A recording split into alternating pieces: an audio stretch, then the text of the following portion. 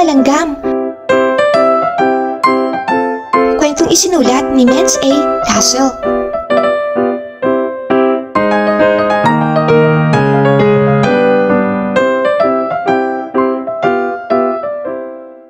Ito si Andy, isang batang langgam na naiiba sa lahat. Habang ang bawat langgam sa kolonya ay abala sa paghakot ng mga mumo at pag-iimbak ng matatamis na berry, si Andy naman ay nagpa-practice ng kanyang pinakamahusay na pag-arte ng katamaran. Kilala ang mga langgam sa pagiging masipag at paghahanda ng pagkain para sa matinding tag-ulan. Ngunit si Andy, iba siya. Tuwing umaga, kapag alam niya na aalis na ang kanyang ina at dalawang nakatatandang kapatid, sina Ben at Carl, para maghanap ng pagkain, sisimulan ni Andy ang kanyang drama. Aray! Aray ko! Aray! Daing ni Andy habang hawak ang kanyang tiyan. Masama ang pakiramdam ko, Nay. Ang sakit-sakit ng tiyan ko. Hindi po ako makakasama sa inyo. Kailangan ko po magpahinga dito sa bahay. Ang kanyang ina, isang mabait at abalang langgam, ay napangiti lang. Oh, aking mahal na anak, sigurado ka bang hindi ka makapagbubuhat ng kahit isang maliit na butil ng mais?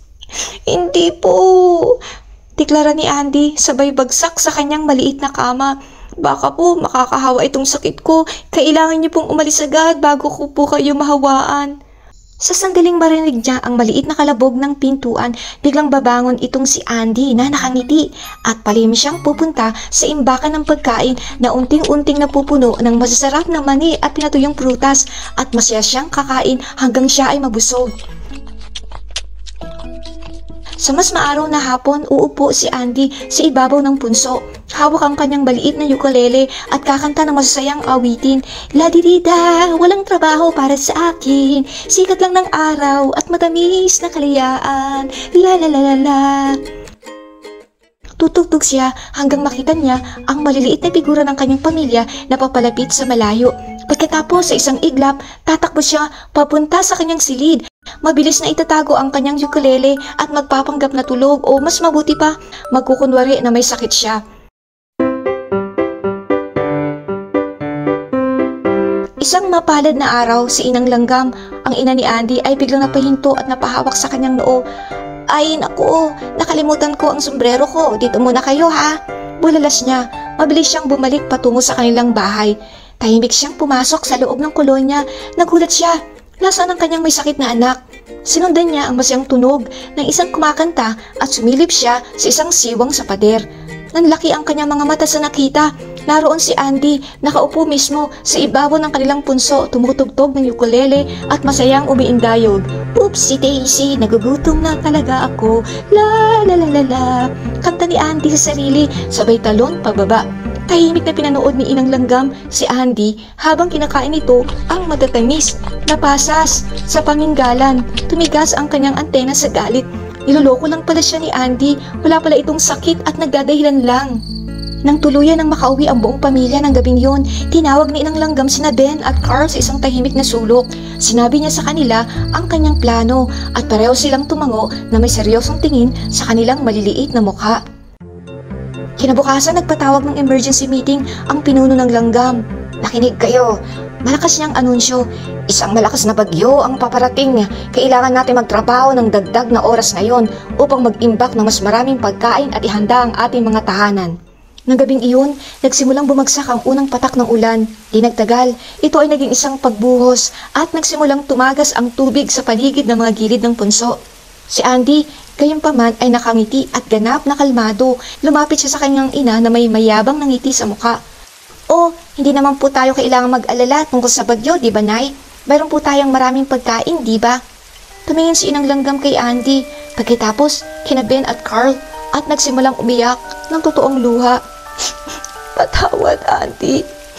Singot niya habang pinupunasan ang kanyang mga mata. Wala tayong sapat na pagkain.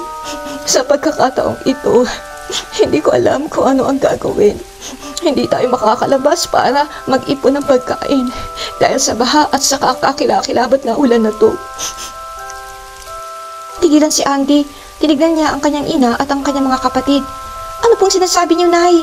Mayroon po tayong maraming pagkain sa ating paminggalan. Nagmamadali siyang pumunta sa paminggalan at binuksan ang pinto. Tinitigan niya ang loob nito. Ano? Nasaan ang pagkain? Nilaglag ang mukha ni Andy, lubaki ang kanyang mga mata at hindi ito makapaniwala. Halos walang laman ang paminggalan. Anong pagkain, anak? Tanong ni Inang Langgam. Matatag ang kanyang boses ngayon. Ang pagkain na palihim mong kinakain habang kami ng mga kapatid mo ay nagtatrabaho sa labas. Tumingin si Andy sa kanyang maliit na paa. Alam niyo po pala, Nay, bulong niya, manipis at maliit ang kanyang boses. Nang gabing iyon, ang buong pamilya ay malungkot na nakaupo sa harapan ng kanilang mesa, nakatitig sa isang maliit, walang laman na dahon ng saging. Walang marangyang hapunan, tanging isang maliit na dakot ng butil ng mais para sa buong pamilya upang paghatian nila.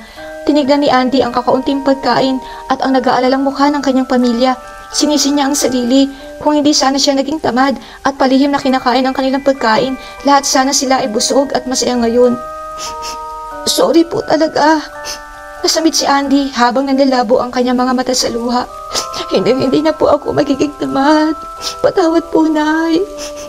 Habang umiiyak si Andy at nangangakong magbabago, dahan-dahang tumingin si Inang Langgam at kinindatan sina Ben at Carl. Ngumiti sila. Hindi lubos na nagpakatotoo si Inang Langgam. Itinago pala nila halos ang lahat ng pagkain upang turuan si Andy ng isang leksyon na hindi niya makakalimutan.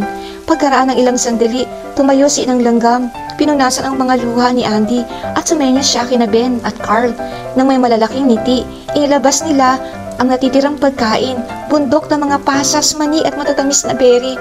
Pinapatawad ka na namin, Andy anak, sabi ni Inang Langgam habang mahigpit siyang niyakap.